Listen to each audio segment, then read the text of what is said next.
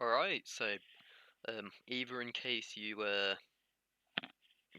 don't want to play our game but just still want to know what it's about, or you're doing a sandbox and you want to see what we've done, which you might be, oh, that's cool.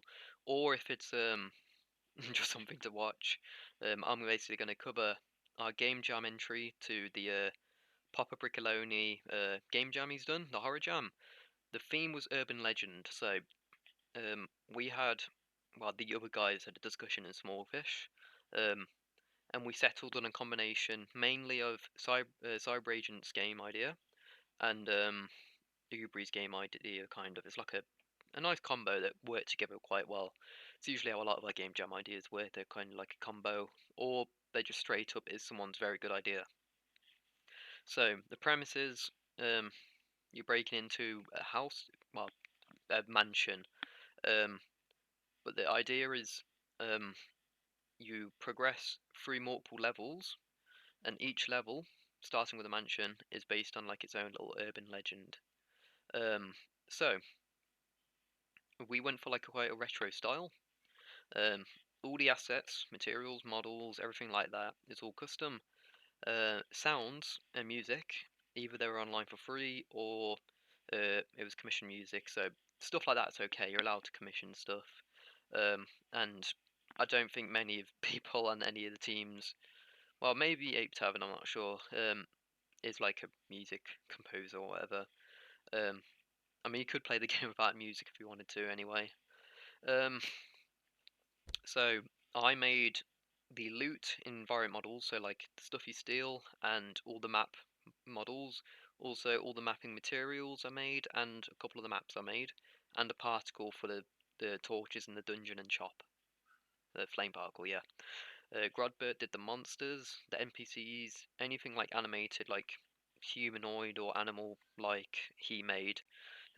He also did all the other particles. He did some UI stuff as well, I think. Um, he also was going to do UI stuff as well, like draw up some UI stuff. I'm not sure if it was in or not. Um, Cyber Agent, obviously, he was like coming up with the main idea and writing a lot of like all the descriptions and coming up with the story and all like the ideas of what we're going to be making. He came up with. Um, just so we didn't really have to like. Usually, what we do, we get half of them. We're like, we don't know what the fuck we're doing. Let's just add this stuff in, maybe. Basically, we had an actual a massive list of stuff to do. Obviously, we were adding stuff in as we went, but that was more so extra stuff on top. And then K-Teen, Say-Teen, however you want to say it, Geo, Schlacko, and Ubri did most of the programming. Ubri did a little bit of everything, to be honest. I think Geo mainly did like UI in the shop and stuff, and the other three touched everything. Katie and Schlacker also did the shaders. You'll see the shaders we use for all the materials and models, and the post-processing shaders. Now let's get in. So yeah, each level is based on an urban legend. I'll also say who made what map and who made this or that, and also show off the mechanics. The shop, this is like your hub. The hub, the shop, is where you come after every level if you don't go to the next level if you wait out the timer or die. In the shop you sell your goods, and the main idea of the game is to steal stuff from each level, bring it back, sell it. Each progressive level has more expensive loot you can steal, and you want to buy upgrades to speed you up, or like opening stuff, or to help you, like give you an extra life, make you have better movement. Or the main focus is the keys. Each level has a trapdoor or an exit. The first two have trapdoors, which lead to the next level, and the last one has an exit, which is like your final end goal. Whoopsie. Um, and what else? The movement, I'll show you when I'm in the actual thing.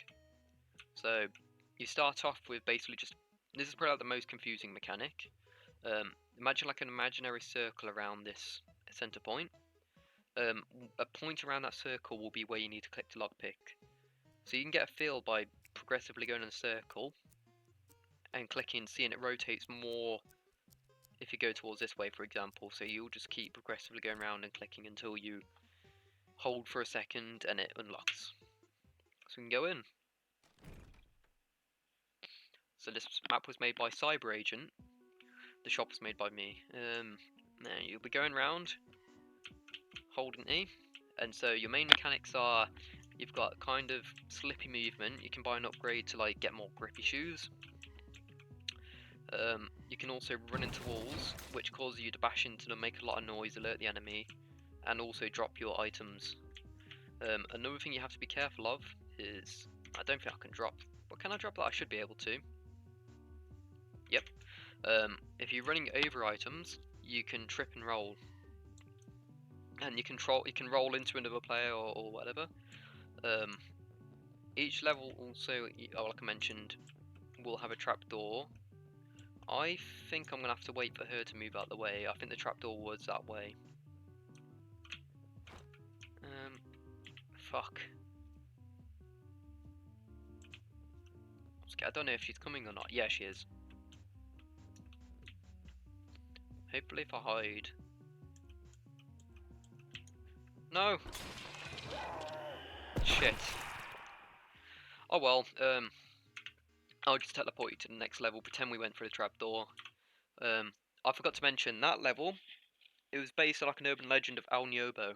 I don't exactly know the urban legend. Cyber Agent did more research into that and basically put a story together for it. It's something like a Japanese lady that haunts or roams a mansion, older mansion. Now this level was also made by Cyber Agent. I really like this level, to be honest. It's my favourite. The lighting looks nice. Obviously the loot here is more expensive, and the one that, obviously the previous one, she just roams, walks around. This one's haunted by a spectre. This dude, fuck it, he's faster than her as well. The thing is, the map is really, really big, but so you can easily avoid him. But the main thing with him is, if he hasn't seen you for a while, he'll randomly decide to teleport, and where he teleports you don't know. So it's really hard to keep track of him. All you can do is listen out for his moans. This is a big, big map. And there's also another thing, the trapdoors I mentioned earlier. You'll see me run around, just like moving my head around. I'm listening out for like a whooshing noise. There it is.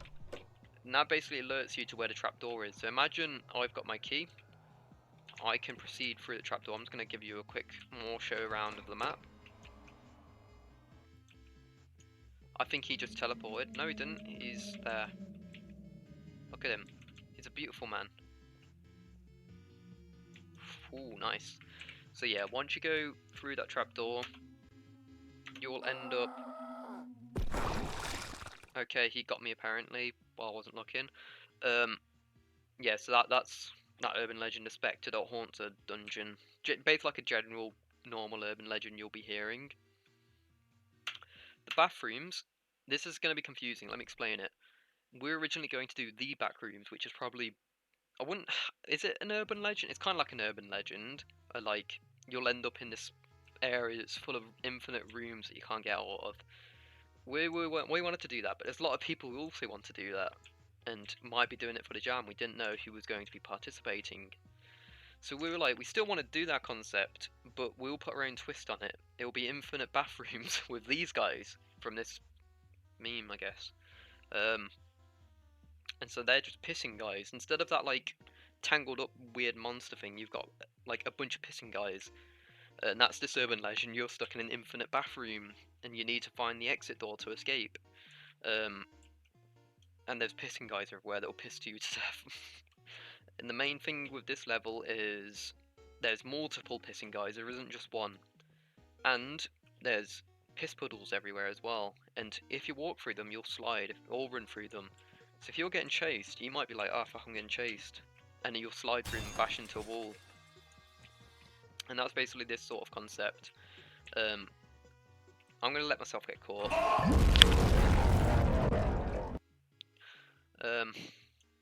Don't mind that thing at the bottom left, that's just testing clearing inventory. But yeah, that's each level, and in that level it won't be a trapdoor, it'll be like a red exit door on a wall somewhere that you need to go through to finish the game. And that's the general concept of the game that we did for the jam. I hope you liked it. If you do play it, if you have access to Sandbox, I do recommend trying to play with friends if you've got any mates at a sandbox or people whoever. It's very fun to play multiplayer. It's you can play with multiple people. You can also play solo and quickly like speed run through the game. That's also an option, but it's really funny to play multiplayer.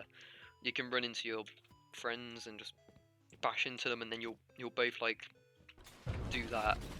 You'll both be stunned, and you'll both like drop your fucking items. It'll be funny. But that's that game. I really hope you guys like it. Even if you don't play it, hope you just like how we've done visually. I think we've done a really nice job on it. Hope you have a good one.